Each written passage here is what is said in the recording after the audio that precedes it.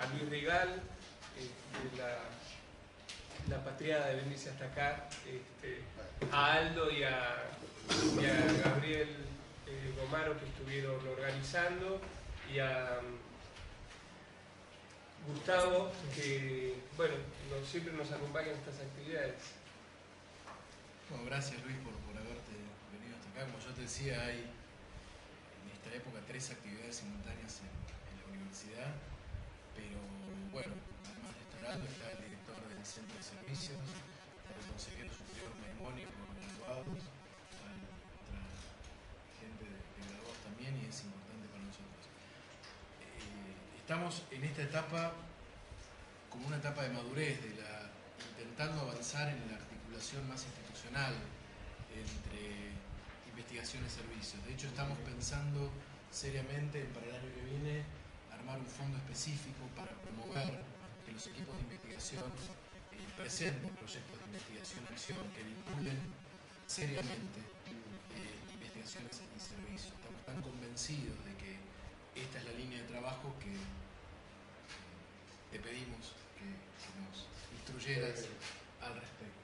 Por eso que esté el director del Centro de Servicios, que el consejero superior Maimone, que tendrá que votar el fondo para articular la línea de...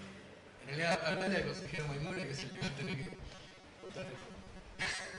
Es importante, es muy importante que hayas aceptado venir, porque estamos, impulsando esta línea con más fuerza y hasta con financiación para hacer esto. Así que espero que efectivamente sea una jornada muy productiva, que tengamos entonces todas las posibilidades de generar esta línea de trabajo nuevo, y el año que viene entonces efectivamente diseñarla como línea específica con financiación propia para generar este tipo de proyectos. Así que bueno, en serio, muchas gracias de nuevo. Yo la vez pasada pude dar un rato, ahora 10:30 tengo otra reunión, pero bueno, ojalá que sea productivo y podamos salir de acá con una cosa más armadita para proponer como trabajo. Bueno, muchísimas gracias. Gracias por la invitación. No es la primera vez que ando por acá. Sí, sabemos. Pero hoy te pedimos que vengas para esto, que es una línea de desarrollo que listo, está bien. Impulsar está bien. fuertemente. Empezaremos a charlar. Muchísimas gracias. Muchas gracias.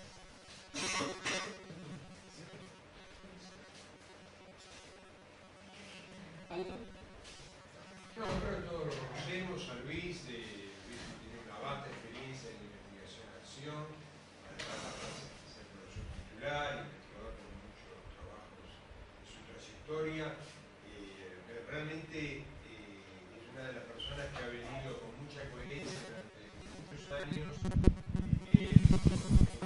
su equipo, trabajando en todo el tema de investigación participativa, investigación, que ha sido un tema que el país no ha tenido, digamos, quizás a nivel académico el necesario reconocimiento que merecen. Así que bueno, me sumo a lo que dijo también el vicerrector. Realmente es para nosotros muy interesante, y es un momento para aprovechar, tener la presencia de Luis para poder dialogar con él y bueno, aprender un poco de su experiencia.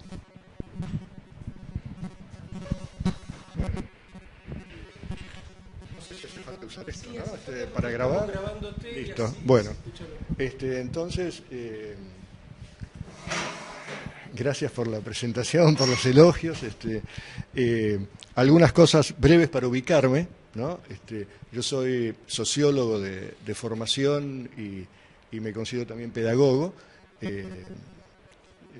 Vengo del campo de la sociología de la educación y fundamentalmente toda la reflexión sobre las teorías críticas en educación, y desde hace bastante tiempo trabajando en epistemología y metodología, como decía Aldo, transitando los caminos de la investigación-acción. Yo desde hace unos cuantos años, 18 exactamente, dejé la UBA, donde dictaba Sociología de la Educación, y pasé a ser docente de la Universidad Nacional de Jujuy, allá lejos hace tiempo. Y ahí estoy todavía, dictando Sociología de la Educación también, y una materia que es educación no formal, de alguna manera reconvertida en educación no formal y educación popular. y dentro de toda una actividad que trata de articular docencia e investigación con la participación y con la incorporación de los alumnos, dentro de lo que son las posibilidades y las limitaciones cotidianas de nuestras universidades, venimos desarrollando hace varios años un programa que se llama Movimientos Sociales y Educación Popular, en donde en ese trabajo que hacemos tratamos de incorporar algunos componentes de investigación y acción participativa. Entonces, en esto que me planteaba Aldo, de que hiciera alguna reflexión sobre la investigación y acción participativa y sobre algunas cuestiones prácticas, a mí me parecía bueno hacer alguna reflexión más, si ustedes quieren, conceptual, y después trabajar sobre algún material que proviene de este proyecto que estamos llevando adelante, y entonces traje un video como para pasar algunas partes. Dentro de todas esas antecedentes que enumeró Aldo positivamente, no está el de que yo sea muy hábil para manejar esto, así que desde ya les pido perdón por anticipado. Si les parece, hacemos una pequeña rueda de presentación, así a mí me gustaría saber, quién son, de dónde vienen y si en el campo de investigación y acción tienen algún conocimiento teórico o práctico, ¿sí? Vamos a ver si pasamos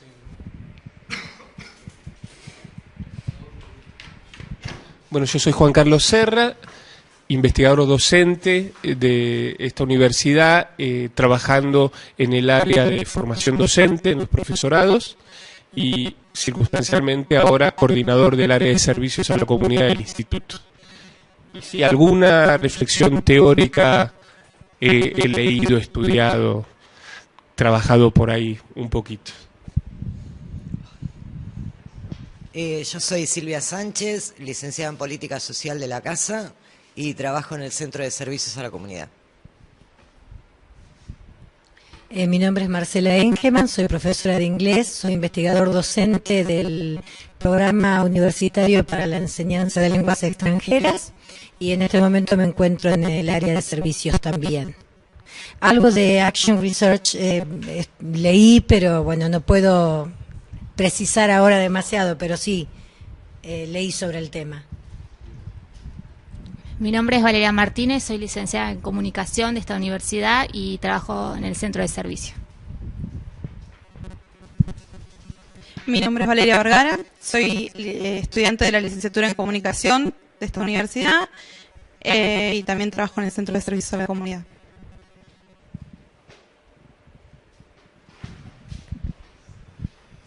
Mi nombre es Daniel Maidana, soy director del Centro de Servicios a la Comunidad y el tema que trabajo específicamente es economía social y a partir de ahí tuve algún acercamiento al tema de investigación-acción, pero sobre todo más en mi prehistoria, trabajé en una ONG, de la que fui fundador, el Centro Nueva Tierra, y ahí tuvimos algún tipo de aproximaciones a este tipo de prácticas.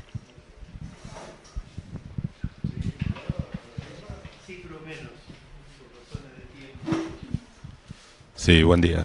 Mi nombre es Miguel Maimone, soy graduado del profesorado de Historia. Actualmente soy consejero superior representando al claustro de graduados y tengo una beca de investigación acá en la universidad. Con respecto al tema, conozco muy poco, no tengo mucho conocimiento.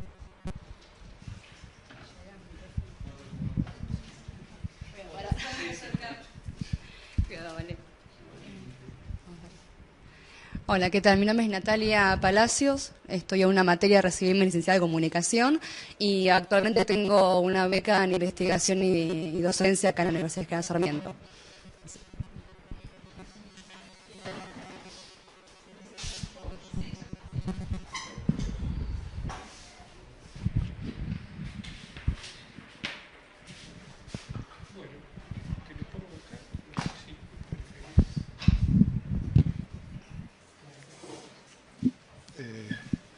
¿Se supone que así graba a esta altura? Sí.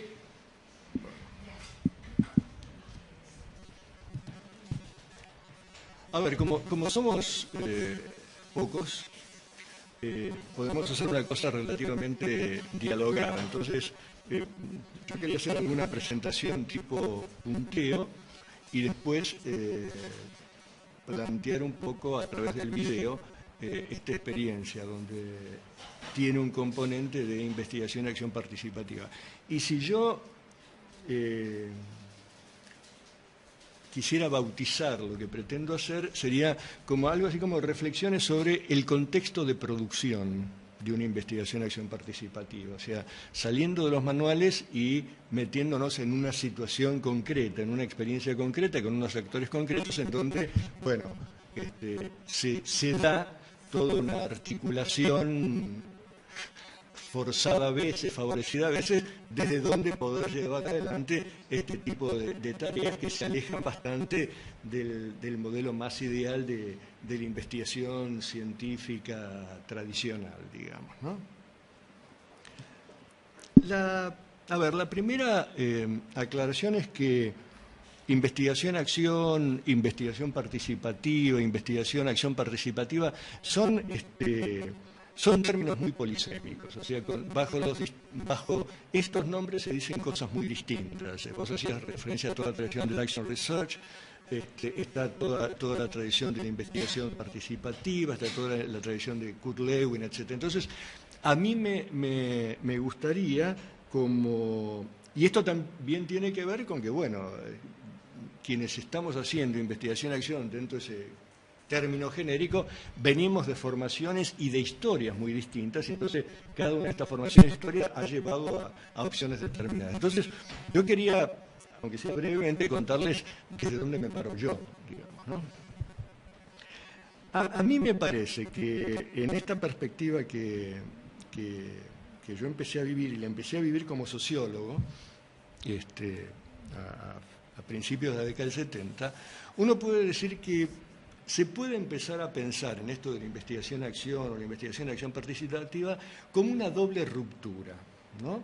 Y ubiquémonos en el campo de las ciencias sociales y de la sociología a fines de la década del 60, principios de la década del 70, que con sus más o con sus menos, la tradición era una tradición de formación muy empirista, muy ligada a las formas tradicionales de hacer investigación y teóricamente muy vinculada al estructural funcionalismo y algunas corrientes para analizar la realidad latinoamericana tributaria a este estructural funcionalismo, que era toda la teoría de la modernización. La digo así como en términos muy amplios, pero ahí después podemos precisarlo un poco. Entonces, me parece que la primera ruptura, y yo digo, bueno, se puede entender a la investigación, acción participativa como producto de dos rupturas. Una ruptura que yo llamaría política y una ruptura que yo llamaría epistemológica, y que se van dando, digamos, en el devenir. La ruptura política tiene que ver con que ya se planteaba en todos quienes se inscribían en una línea de pensamiento crítico en relación a la sociología dominante en esa época,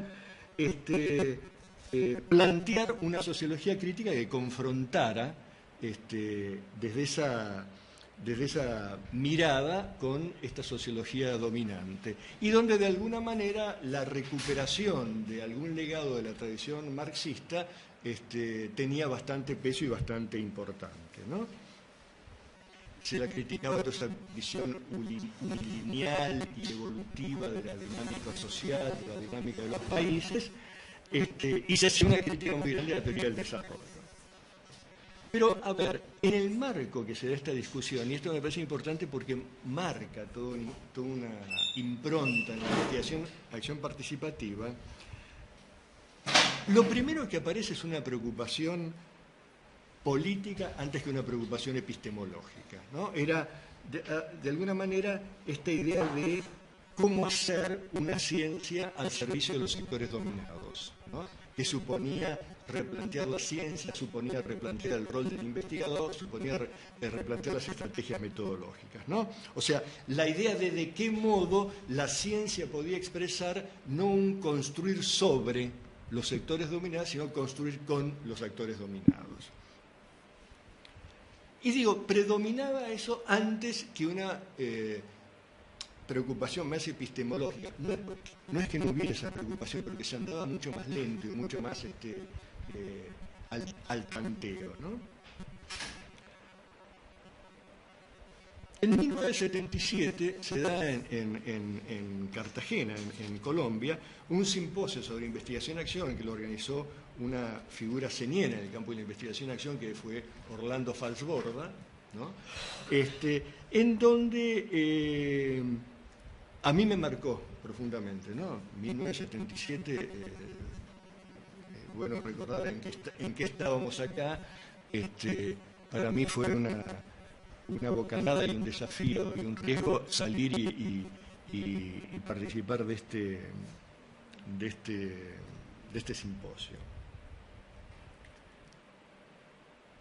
Y de alguna manera el núcleo central de lo que ahí se discutía era, bueno, cómo empezar a ver si esto que se llama investigación-acción, que viene tan ligada al trabajo de la práctica, tan ligada al cuestionamiento de los supuestos tradicionales, puede ir armando su propio corpus. O sea, no ser solamente un pensamiento contra, sino ser un pensamiento que se estructure desde un perfil más determinado.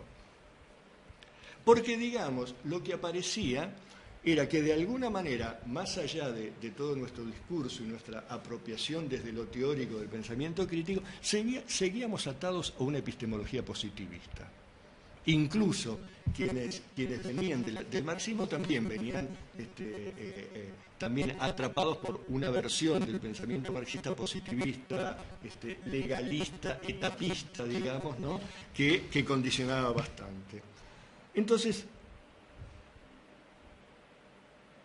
ahí se empieza a plantear desde dónde generar una ruptura epistemológica, desde dónde pensar que la investigación-acción o la investigación-acción participativa se tenía que sustentar en una concepción distinta de construcción del conocimiento, no solo en una concepción teórica distinta. Y me parece, para esto intentar así medio al galope, digamos, ¿no?, que hay como una recuperación de la tesis 11 de Marx sobre Feuerbach, ¿no? Esa que decía, bueno, los filósofos hasta aquí se han dedicado a contemplar, ¿no? O sea, se han limitado a interpretar el mundo, de lo que se trata es transformarlo, ¿no? Y esto, digamos, tomado como un desafío fundamental desde donde pensar cómo construir y cómo producir conocimiento. Y junto con esto, o sea, junto con esta recuperación, puesta en valor, como sea, de esta tesis, tan alejada del pensamiento tradicional positivista, digamos, donde en el pensamiento positivista conocer es contemplar, digamos, y es contemplar aquello inmediatamente captable por los sentidos, ni siquiera se permitía la introspección de la hermenéutica, digamos. Exhumar esta tesis sobre Feuerbach empieza a plantear un cambio de mira, un cambio de ángulo. Porque además aparece otro concepto muy central en la atención del pensamiento marxista, que es el concepto de praxis, ¿no? O sea, cómo ligar el conocimiento y la producción de conocimiento con la acción transformadora de la realidad. Y no como un paso después de otro, sino como formando parte de un todo dialéctico, digamos, eso que es tan fácil de enunciar y después tan difícil de ver en la práctica cómo se da, ¿no? Pero esta idea de que la praxis es una acción con una intención transformadora, ¿no? Una acción social con intención transformadora, y que esa intención transformadora puede ir sobre la naturaleza, digamos, ¿no? Puede ir sobre la organización social o puede ir sobre la transformación de las conciencias, ¿no? Pero en cualquiera de ellos el conocimiento es como un paso solo distinguible analíticamente de este proceso transformador. Entonces también desde ahí era plantear el desafío de la ciencia y la investigación dentro de este marco conceptual. A partir de... si algo, como estoy diciendo... en términos generales, digamos, cualquier cosa me preguntan, me interrumpen. Entonces, como producto de todo eso, fueron surgiendo, me parece, una serie de perspectivas relativamente aisladas, medias caóticas, que después van decantando. Yo enumeré algunas de ellas, porque eran como las que tenían mucho peso en esa época y que siguen teniendo, ¿no? Una es el famoso tema del compromiso del científico o el compromiso del investigador social, ¿no? O sea, esta idea de que superar esta concepción tan afín a la investigación tradicional de la neutralidad valorativa, de una objetividad que casi se traduce en un investigador con polvo blanco manipulando en situación de laboratorio, sino que significaba un compromiso del científico con la realidad social y con la realidad social de aquellos sectores dominados, más empobrecidos, etc. Y esto también significaba no solo el compromiso, sino el plantearse si en ese desafío de producir conocimiento estos sectores populares no podrían pasar a cumplir algún rol que no fuera pasivo, o sea, no ser solamente objeto de la investigación. Entra ahí toda una discusión que en América Latina se dio bastante, que fue todo el tema de la investigación militante, cómo se vincula el quehacer de la investigación con el quehacer orgánico de la militancia política. Bueno, en un momento de auge de movimientos con pretensión revolucionaria, todo eso también agitaba bastante el avispero. Por otro lado, también aparece toda la línea que uno puede personificar en el pensamiento de Paulo Freire. O sea, esta idea de que educación es concientización y que educación es concientización crítica. Y lo que empieza a plantearse, a mí me parece de un modo bastante interesante, cómo pensar la investigación como un proceso pedagógico. O sea, cómo pensar la investigación como un proceso de enseñanza-aprendizaje, ¿no? Y donde ya la línea de Paulo Freire, con todo lo que plantea la pedagogía del oprimido sobre la idea de una pedagogía dialógica, empieza a romper con esa concepción tradicional que hay un sujeto que tiene el monopolio del conocimiento y otro sujeto que tiene el monopolio del desconocimiento, ¿no? Y esto, de alguna manera, se traslada a un cuestionamiento que fue muy importante en la década del 70, no solo en el campo de las ciencias sociales, sino también en el campo de la psicoterapia y del psicoanálisis, que era si esta relación entre investigador o investigado, o entre analista y paciente, no es en la base una relación sometedor-sometido, ¿no? Y entonces, ¿cómo replantear críticamente desde ahí si no se puede entrar a un abordaje que supere esa tensión entre un sujeto que posee y un sujeto que no posee, un sujeto que investiga e ilumina y otro sujeto que solo puede ser iluminado, digamos, ¿no? Otra línea que aparece bastante marcada es también esto de la revalorización de la cultura popular, la revalorización de la ciencia popular. Dicho de otra manera, la revalorización de los saberes no estrictamente científicos, ¿no? Esto que después Boaventura de Sousa Santos va a tomar y va a trabajar tanto, digamos.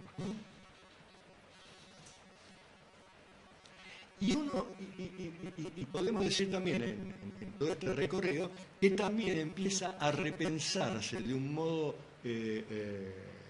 muy sólido todo el aporte de la Escuela de Frankfurt, sobre todo de Habermas, acerca de los distintos tipos de ciencia según los intereses del saber, y donde empieza a tener más entidad esta idea de la ciencia emancipatoria. Entonces, esta es la primera presentación en sociedad de los dilemas teóricos epistemológicos. Uno puede decir, si quiero ubicar dónde,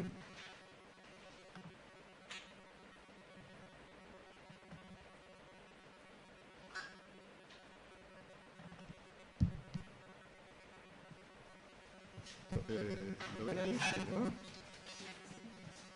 ¿Cómo fue la última presentación? Ahí está. Vamos y vas pasando por la... Bueno, en esta presentación, de alguna manera, yo trato de plantear lo que serían 3 elementos muy genéricos, que después en la práctica se traducen de forma distinta, pero que van tirando un primer perfil de esto que se llamaba investigación y acción participativa. La primera es la producción de conocimiento con intención transformadora. El conocimiento no agotándose en sí mismo y también superando esa concepción tradicional de ciencia pura, ciencia aplicada, digamos, ¿no? La segunda es esta recuperación de la experiencia práctica de los sujetos involucrados. Y la tercera es lo que yo llamo acá la producción colectiva de conocimiento, ¿no? Yo decía, tendiendo a favorecer un modelo democrático de producción de conocimiento. O sea, el sujeto ya es un sujeto colectivo, ¿no?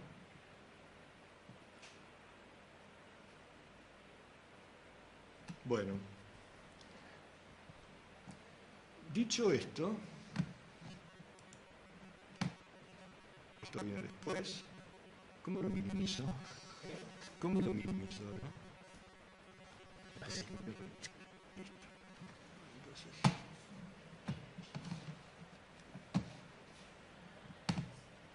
Sobre el papel. Sí. Vamos a pasar ahora a ver una primera parte del video.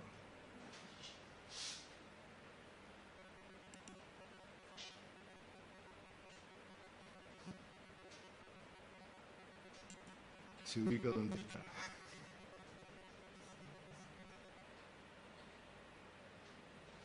Yo no vi dónde lo descargaste. Vos lo abriste y lo descargaste en la computadora. Sí. Y después lo minimicé. ¿Se habrá descargado? No, me parece que lo habías... Yo lo descargué de ahí. Claro, me parece que lo abriste de acá, no lo descargaste en la computadora. Sí, se descargó en la computadora, seguro.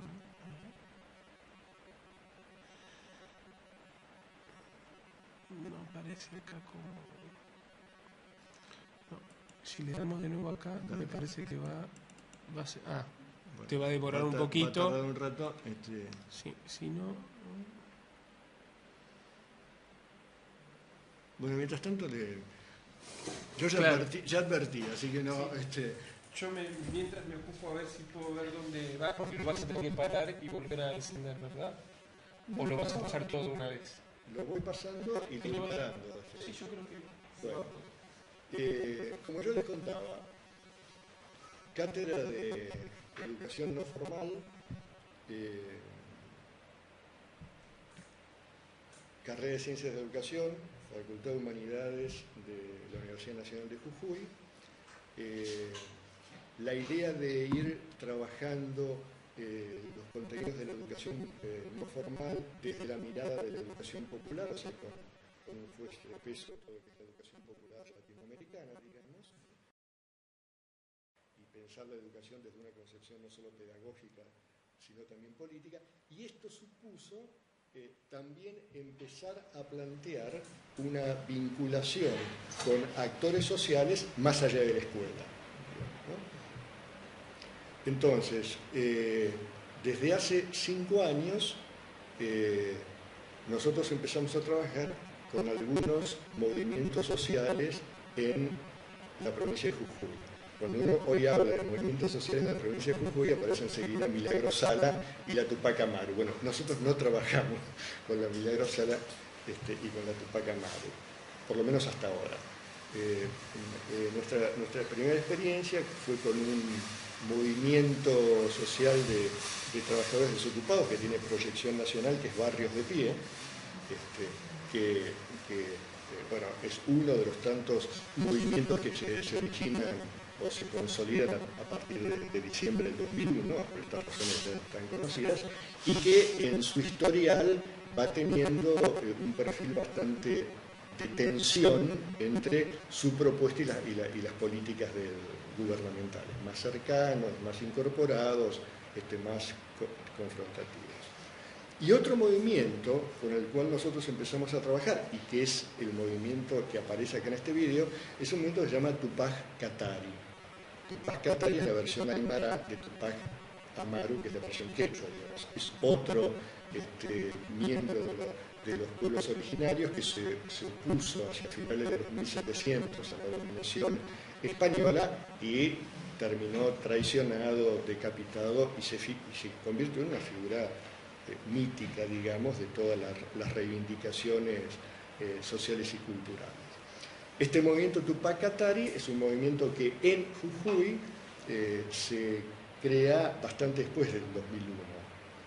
O sea, y tiene una coincidencia bastante grande con la asunción de Evo Morales en Bolivia. O sea, que tiene una connotación de reivindicación de la cultura de los pueblos originarios o reivindicación de las culturas periféricas muy fuerte. O sea, si bien, como yo digo, es un movimiento donde predominan los trabajadores desocupados, no es estrictamente un movimiento de trabajadores desocupados como Barrios de Pie, como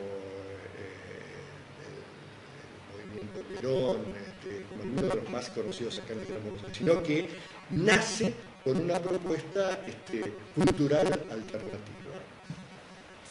Entonces, lo que yo les voy a plantear acá es esto que yo llamo el contexto de producción, ¿no? O sea, cómo vamos acercándonos al movimiento, por qué nos vamos acercando, cómo aparece la perspectiva de la educación popular y cómo ya llegamos.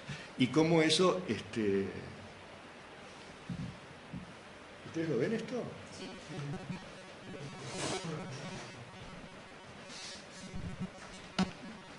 Se puede agrandar desde ahí. Un cuadradito. Sí.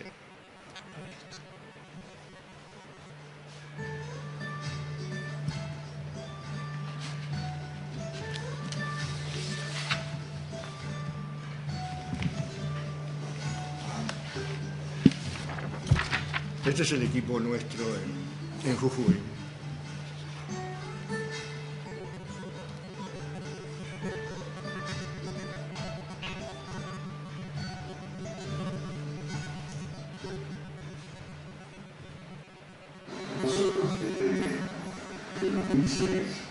Formamos parte del equipo de cátedra de educación no formal de la Facultad de Humanidades y Ciencias Sociales de la Universidad de Jujuy. Y en nuestra tarea tratamos de articular la parte de docencia con el desarrollo de investigaciones que vayan profundizando el conocimiento de ciertos aspectos de la realidad educativa jujeña, especialmente aquellas vinculadas con los sectores populares, desde donde nosotros queremos desarrollar un enfoque que privilegia especialmente la mirada de la educación popular.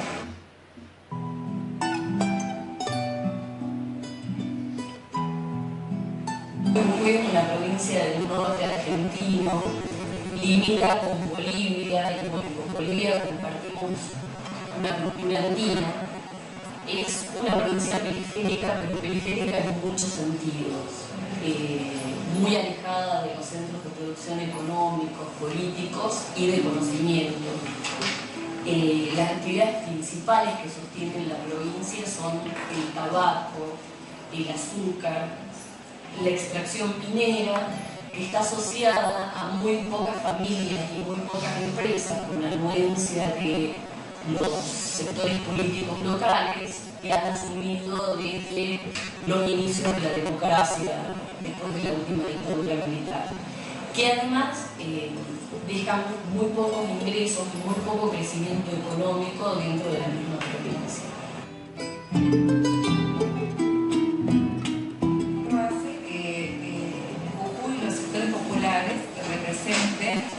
El mayor porcentaje de nuestra población y las condiciones de pobreza se ven reflejadas no solo en indicadores como la vida infantil, como la nutrición, como la situación de desempleo, sino que también se ve reflejada en la poca capacidad que tiene la sociedad de poder organizarse, de poder demandar al Estado.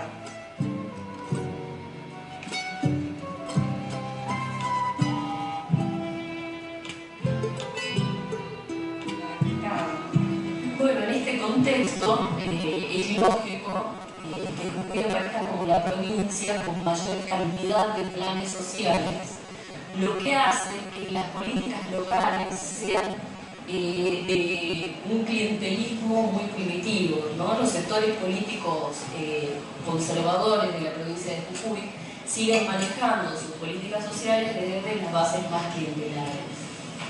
Dentro de eso, o sea, acá lo que aparece dentro de este panorama es esta idea de una preocupación por la dificultad para organizarse de los sectores populares y de ahí confrontar y preguntar al Estado, atravesada por una fuerte tradición clientelista en lo social y obviamente también en lo político que tiene tanto peso, ¿no?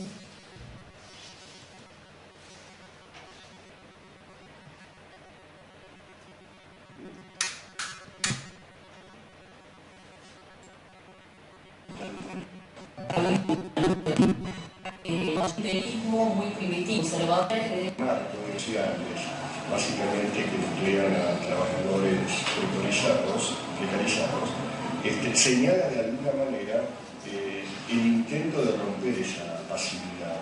Y esto explica, me parece a mí, el primer sentido que tiene el acercamiento que nosotros hemos hecho para desarrollar un trabajo conjunto con los sociales. En este sentido, retomando lo que habíamos dicho al principio, cuando nosotros hablamos de la perspectiva de la educación popular, que es la mirada en la cual pretendemos trabajar, nos estamos refiriendo a una política y una concepción político-pedagógica que casualmente trabaja fundamentalmente sobre el intento de buscar un mayor protagonismo de los actores sociales, en este caso un mayor protagonismo de los movimientos sociales. Y en esa búsqueda de protagonismo nos interesa tanto contribuir al desarrollo de la conciencia crítica, de la reflexión crítica de los miembros del movimiento, como a reflexionar en la línea de fortalecer su organización y el peso que ellos pueden tener en la sociedad.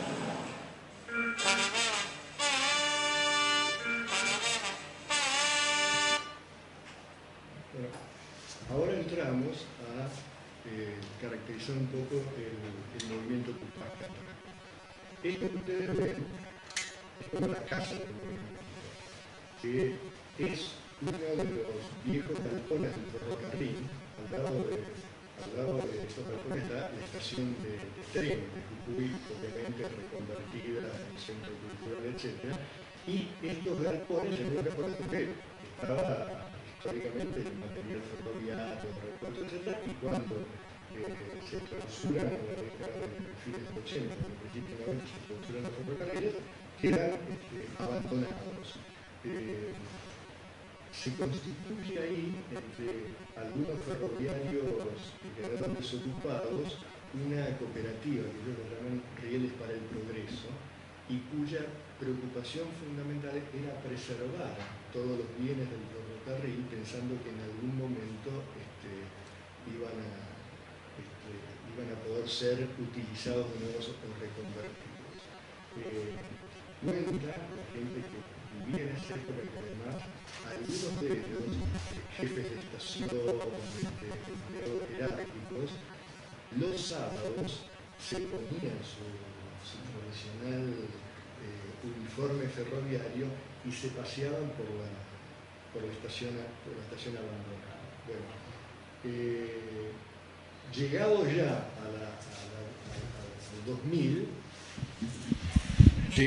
ya al 2000, esta posibilidad de reconvertir nuevamente la estación y los ferrocarriles, etc., cae. Entonces, estos se transforman en galpones abandonados. Y hay, desde distintos grupos u organizaciones sociales, un intento de ocuparlos para darle algún sentido y algún significado. Bueno, el movimiento Tupac Katari, uno puede decir, nace con la ocupación de uno de estos galpones.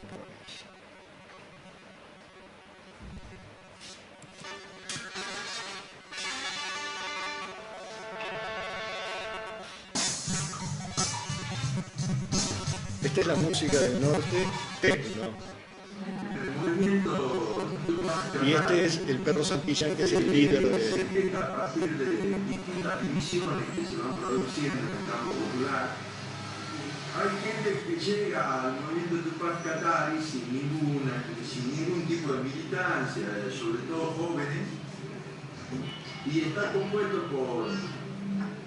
por sectores que se desprendieron de la corriente clasista y combativa, y posteriormente conformaron una agrupación familiar que es el sector más numeroso, diría, del movimiento de Tupac Katari, que son la agrupación barrial Avelino Bazán.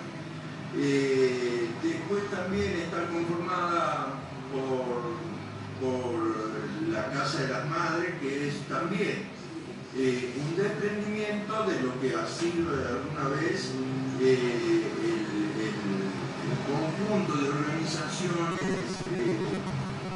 que luchaban de madres de pecho desaparecidos en Jujuy. Hay un desprendimiento que una parte de ello está con nosotros y tiene la Casa de las Madres, y tenemos el orgullo de decir que una de las pocas madres que quedan está trabajando con nosotros.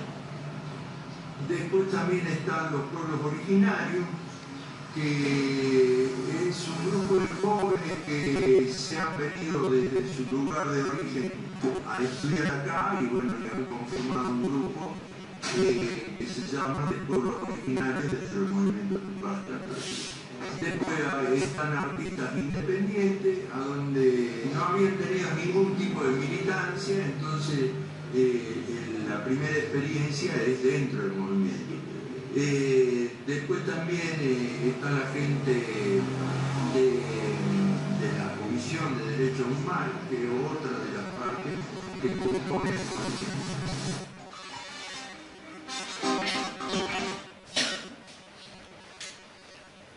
Bueno, de esto que se viene presentando, me interesa marcar tres cosas que dice. El perro Santillán es un líder histórico, digamos, del sindicalismo provincial y después nacional. Fue secretario general del Sindicato de Empleados y Servicios Municipales de la ciudad de Jujuy, y después fue líder de la corriente clasista combativa, de la cual después se abrió, digamos, ¿no? Y en este momento su militancia es una militancia social centrada en este movimiento. Es una especie de líder que evoca las épocas románticas, digamos, ¿no? Un tipo muy carismático, muy paternal, muy afectuoso, digamos, ¿no? Donde la relación cara a cara con todos define un poco su modo de trabajar y de aproximarse. Y él señala una cosa que es fuerte, ¿no? Que el movimiento surge como producto de las divisiones en el campo popular, ¿no? Una historia tan recurrente, ¿no? en la historia social y política, ¿no? O sea, divisiones políticas, ¿no? Fraccionamiento de la corriente clasista combativa, divisiones en los organismos de derechos humanos, divisiones en una agrupación barrial, una parte se integra, que se llama Avelino Bazán, etc. Entonces me parece que una característica que empieza teniendo este movimiento es que, y ellos mismos lo dicen, es como una especie de paraguas, ¿no? O sea, quienes forman parte del movimiento como que mantienen una doble identidad, la de origen de acuerdo de dónde vienen, de la corriente clasista combativa, de la Casa de Madres, de la agrupación Avelino Bazán, y después la segunda identidad, que es la identidad del paraguas, que es la del movimiento. Y esto es una identidad muy dinámica y muy en tensión, digamos. Por ejemplo, esta agrupación Avelino Bazán es un dirigente gremial minero, desaparecido en la década del 70, es la pesada del movimiento.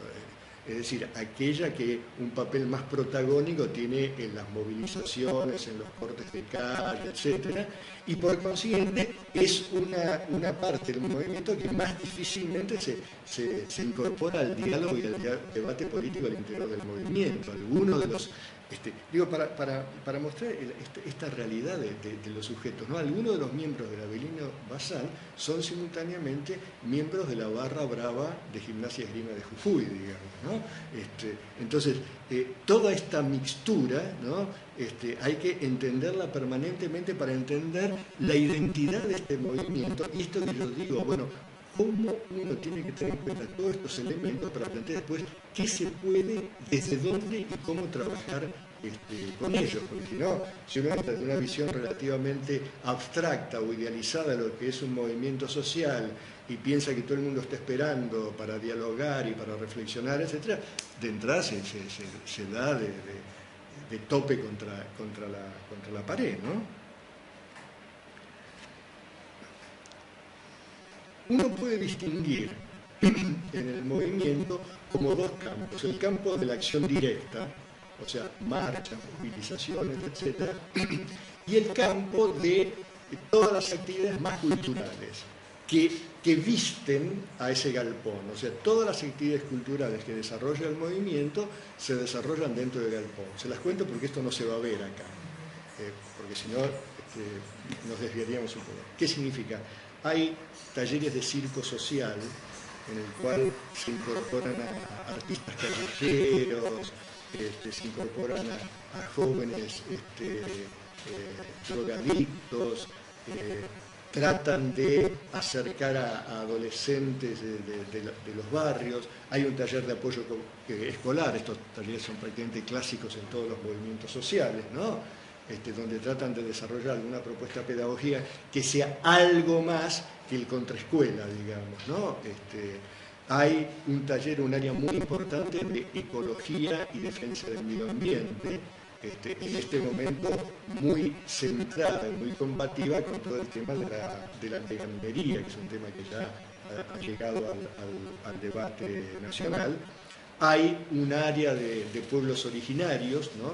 Donde tratan de hacer una recuperación desde la lengua a los instrumentos musicales típicos, etc. Y hay una biblioteca de material de derechos humanos y de material para la gente del movimiento que está cursando primarios, secundarios o terciarios. Todo eso, para dar una idea, se desarrolla simultáneamente adentro del movimiento. O sea que uno también, cuando está trabajando ahí o cuando está reuniéndose, está permanentemente en ese movimiento donde hay que acostumbrarse primero a esta especie de bullicio casi caótico, donde allá en el fondo hay dos equilibristas tratando de hacer pruebas que no le parecen imposibles de superar. Acá hay una clase de apoyo escolar y 4 o 5 hijos de quienes están y niños pequeños, hermanitos que están en apoyo escolar correteando por ahí. Por otro lado se escucha un instrumento musical. Bueno, eso es el cotidiano. O sea, ahí hay que pensar cómo armar ámbitos de producción colectiva, digamos, ¿no?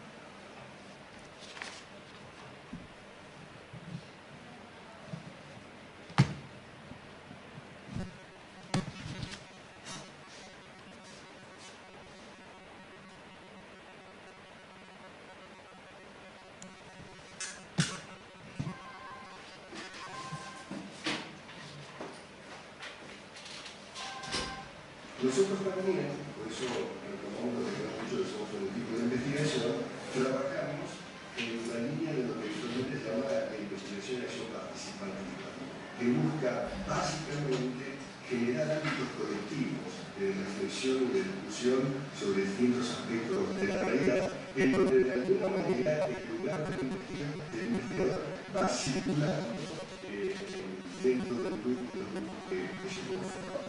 Por eso nosotros privilegiamos mucho en nuestro trabajo la conformación y el desarrollo dinámico de talleres. Y otro punto que nos parece importante señalar es el sentido que atribuimos nosotros a este trabajo con nuestros amigos. O sea, no es solamente un trabajo de formación teórica, sino es un trabajo que permita a ellos acercarlos a la realidad, en este caso a realidades muy relevantes del escenario social urgente, y además poder trabajar con ellos también desde la reflexión crítica y poder partir de los propios perjuicios que ellos tienen, ir buscando miradas superadoras, miradas más complejas, miradas más comprensivas de lo que son los movimientos sociales y del sentido que tienen. O sea, acá se va perfilando ya cuáles serían las preocupaciones, yo no llamaría objetivos, de llevar adelante alguna propuesta de investigación, acción participativa. Uno es la más primigenia, ¿no?, de poder trabajar en la producción de conocimiento crítico que sirva para encarar alguna acción transformadora al interior del movimiento. Pero otra también para nosotros muy importante es que en ese proceso de producción colectiva de conocimiento nuestros alumnos tengan un papel bastante importante y que ese papel bastante importante esté ligado a poder procesar críticamente las representaciones, estereotipos y prejuicios con que ellos se llegan y se acercan al campo de los movimientos sociales. Y en ese sentido, una de las situaciones que se nos presentan es que hay mucha resistencia en el comienzo porque tenemos una formación como educadores muy centrada en lo que es la escolarización formal. Entonces descubrir que hay otros espacios educativos con otras características, con otros actores sociales, con otras dinámicas, con otras lógicas, bueno, genera en un comienzo mucha resistencia a todo lo que viene recibiendo como información durante su formación.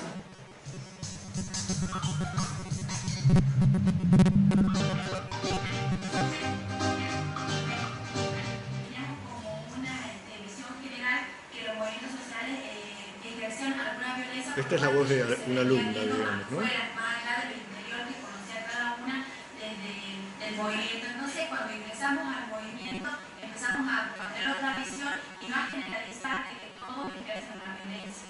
Además, eso nos pudimos dar cuenta a partir del primer acercamiento que tuvimos con los chicos que eran representantes del movimiento que se acercaron a lo que fue el cursado de la práctica. Gracias a eso también pudimos ir significando algunas actividades que nosotros creíamos que estaban únicamente asociadas a lo que eran las marchas y las movilizaciones. Porque lo que más se ve en las noticias es esto, ¿no?, de las movilizaciones, de la violencia, de que dejan todo sucio, de que son subversivos. Entonces, cuando ellos se acercaron hacia nosotros y nos vinieron a contar acerca del movimiento, fuimos y significaron tanto. También tiene que ver con las representaciones que teníamos antes de llegar al movimiento. Y después otra suposición también, las actividades aisladas y la desorganización. Por esto también de lo que se conoce por los medios de comunicación, que hacían actividades, por ejemplo, solamente las marchas o jornadas muy aisladas que no tenían relación. Considerábamos por el hecho de que se trataban de estrategias, planes sociales, capacitaciones, y pensábamos que eso era necesidades de la gente.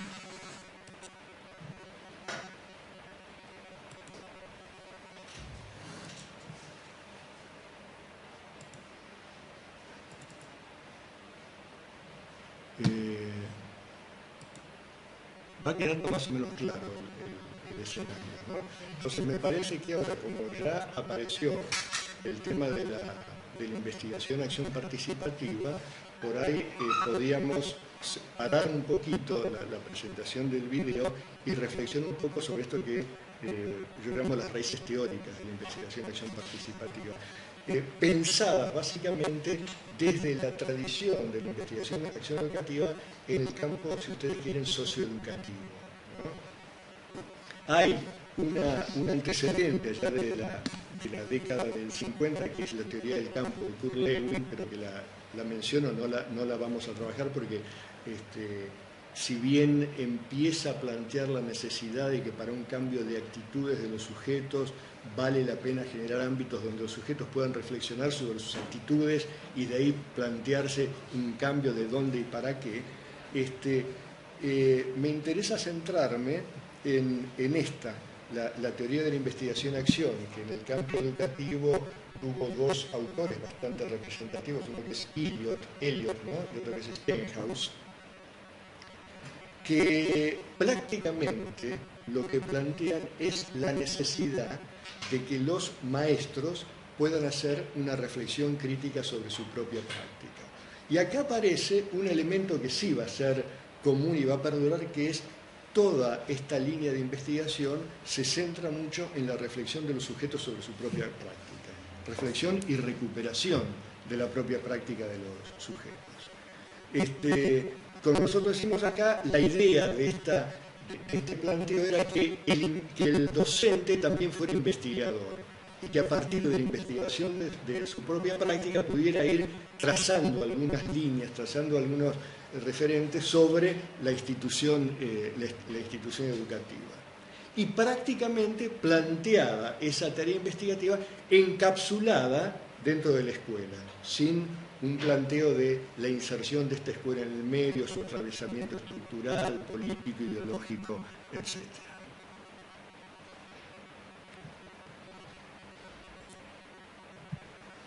Llegamos así a dos autores australianos, que es Carr, C-A-R-R, y Kemmis, K-E-M-M-I-S, que hacen una crítica a esta línea de pensamiento de la investigación-acción, casualmente diciendo que no se puede plantear una reflexión sobre una práctica si no se la ve a esa práctica en su contextualización más amplia. Fundamentalmente, una práctica atravesada. No hay un sujeto solo, no hay una escuela sola, hay una escuela y un sujeto atravesados estructuralmente en términos económicos, en términos de clase, en términos culturales y en términos ideológicos. Y que solo desde ahí se podía pensar en esta idea de generar algún proceso de cambio. Por eso dicen ellos, solo se puede comprender racionalmente una práctica a partir de las formas en que factores estructurales condicionan las relaciones y distorsionan ideológicamente las formas de conciencia. Esta concepción, de alguna manera, nos lleva a meternos en esto que mencionaba antes de los distintos tipos de ciencia, según los intereses constitutivos de saber desarrollados por la Escuela de Frankfurt y fundamentalmente por Habermas, ¿no? Habermas distinguía, digamos, como que hay tres intereses. O sea, es importante que mete el término de interés constitutivo de los saberes. Hay un interés técnico, un interés práctico y un interés emancipatorio. Y que esos tres intereses van definiendo tres perfiles. Gracias por la presentación, por los elogios. Algunas cosas breves para ubicarme, ¿no? Yo soy sociólogo de formación y me considero también pedagogo. Vengo del campo de la sociología de la educación y fundamentalmente toda la reflexión sobre las teorías críticas en educación, y desde hace bastante tiempo trabajando en epistemología y metodología, como decía Aldo, transitando los caminos de la investigación-acción. Yo desde hace unos cuantos años, 18 exactamente, dejé la UBA, donde dictaba Sociología de la Educación, y pasé a ser docente de la Universidad Nacional de Jujuy, allá lejos hace tiempo. Y ahí estoy todavía, dictando Sociología de la Educación también, y una materia que es Educación no formal, de alguna manera reconvertida en Educación no formal y Educación popular. Y dentro de toda una actividad que trata de articular docencia e investigación, con la participación y con la incorporación de los alumnos, dentro de lo que son las posibilidades y las limitaciones cotidianas de nuestras universidades, venimos desarrollando hace varios años un programa que se llama Movimientos Sociales y Educación Popular, en donde en ese trabajo que hacemos tratamos de incorporar algunos componentes de investigación y acción participativa. Entonces, en esto que me planteaba Aldo, de que hiciera alguna reflexión sobre la investigación y acción participativa y sobre algunas cuestiones prácticas, a mí me parecía bueno, hacer alguna reflexión más, si ustedes quieren, conceptual, y después trabajar sobre algún material que proviene de este proyecto que estamos llevando a la que tengamos entonces todas las posibilidades de generar esta línea de trabajo nuevo y el año que viene entonces efectivamente diseñarla como línea específica con financiación propia para generar este tipo de proyectos. Así que bueno, en serio, muchas gracias de nuevo. Yo la vez pasada pude dar un rato, ahora 10:30 tengo otra reunión, pero bueno, ojalá que sea productivo y podamos salir de acá ya con una cosa más armadita para proponer como trabajo. Muchísimas gracias. Gracias por la invitación. No es la primera vez que ando por acá. Sí, sabemos. Pero hoy te pedimos que vengas para esto, que es una línea de desarrollo que listo, está bien. Impulsar está bien. Empezaremos a charlar. Muchísimas gracias. Muchas gracias.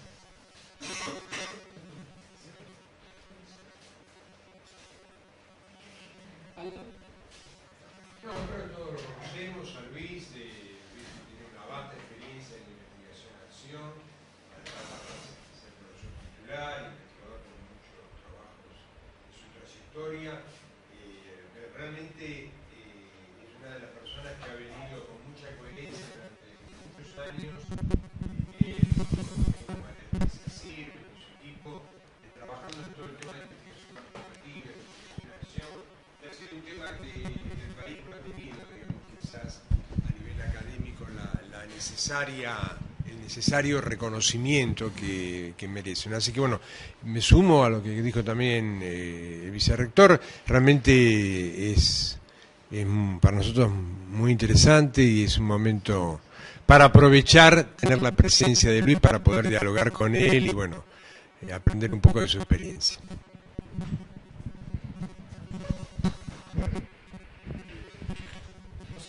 Usar esto, ¿no? Para grabar. Listo. Bueno, entonces. Mi nombre es Daniel Maidana, soy director del Centro de Servicios a la Comunidad y el tema que trabajo específicamente es economía social y a partir de ahí tuve algún acercamiento al tema de investigación-acción, pero sobre todo más en mi prehistoria, trabajé en una ONG, fui fundador del Centro Nueva Tierra, y ahí tuvimos algún tipo de aproximaciones a este tipo de prácticas.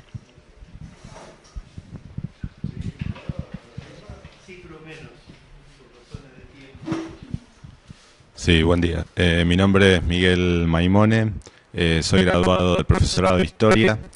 Actualmente soy consejero superior representando al claustro de graduados y tengo una beca de investigación acá en la universidad. Con respecto al tema, conozco muy poco, no tengo mucho conocimiento.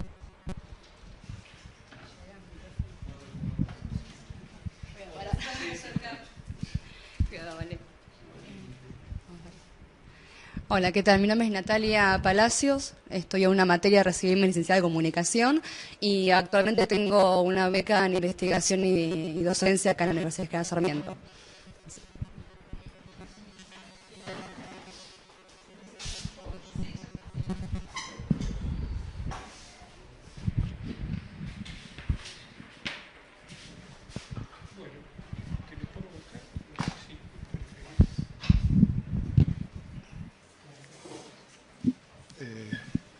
¿Se supone que así graba a esta altura?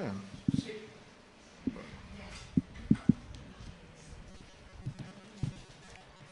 A ver, como somos pocos, podemos hacer una cosa relativamente dialogada. Entonces, yo quería hacer alguna presentación tipo punteo y después y entonces traje un video como para pasar algunas partes. Dentro de todas esas antecedentes que enumeró Aldo positivamente, no está el de que yo sea muy hábil para manejar esto, así que desde ya les pido perdón por anticipado. Si les parece, hacemos una pequeña rueda de presentación, así a mí me gustaría saber, bueno, quién son, de dónde vienen y si en el campo de investigación y acción tienen algún conocimiento teórico o práctico, ¿sí? Vamos a ver si pasamos en...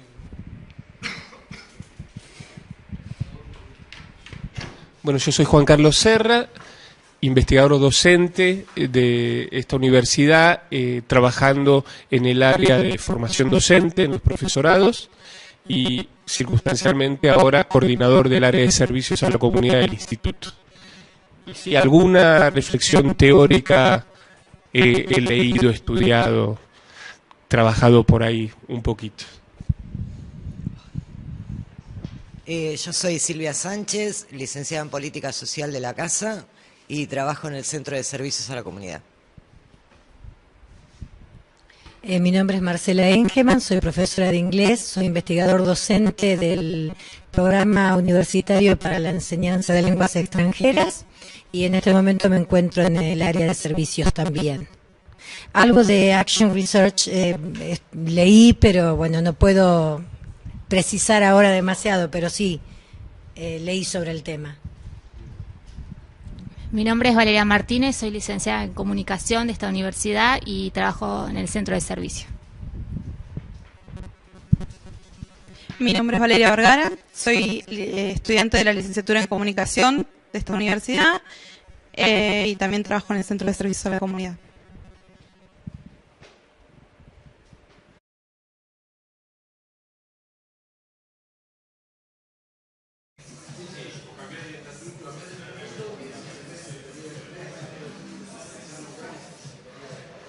Le agradecemos a Luis Regal la patriada de venirse hasta acá, a Aldo y a Gabriel Gomaro que estuvieron organizando, y a Gustavo que, bueno, siempre nos acompaña en estas actividades. Bueno, gracias Luis por haberte venido hasta acá. Como yo te decía, hay en esta época 3 actividades simultáneas en la universidad, pero bueno, además de estar Aldo, está el director del centro de servicios, está el consejero superior maimónico de graduados, está otra gente de graduados también, y es importante para nosotros. Estamos en esta etapa como una etapa de madurez, intentando avanzar en la articulación más institucional entre investigación y servicios. De hecho, estamos pensando seriamente para el año que viene armar un fondo específico para promover que los equipos de investigación presenten proyectos de investigación y acción que vinculen seriamente investigaciones y servicios. Estamos tan convencidos de que esta es la línea de trabajo que te pedimos que nos instruyeras al respecto. Por eso que esté el director del centro de servicios, que el consejero superior Maimonia, que tendrá que votar el fondo para articular la línea de... En realidad, hablar del consejero Maimonia, que es el que va a tener que votar el fondo. Es importante, o sea, es muy importante que hayas aceptado venir, porque estamos impulsando esta línea con más fuerza y hasta con financiación para hacer esto. Así que espero que efectivamente sea una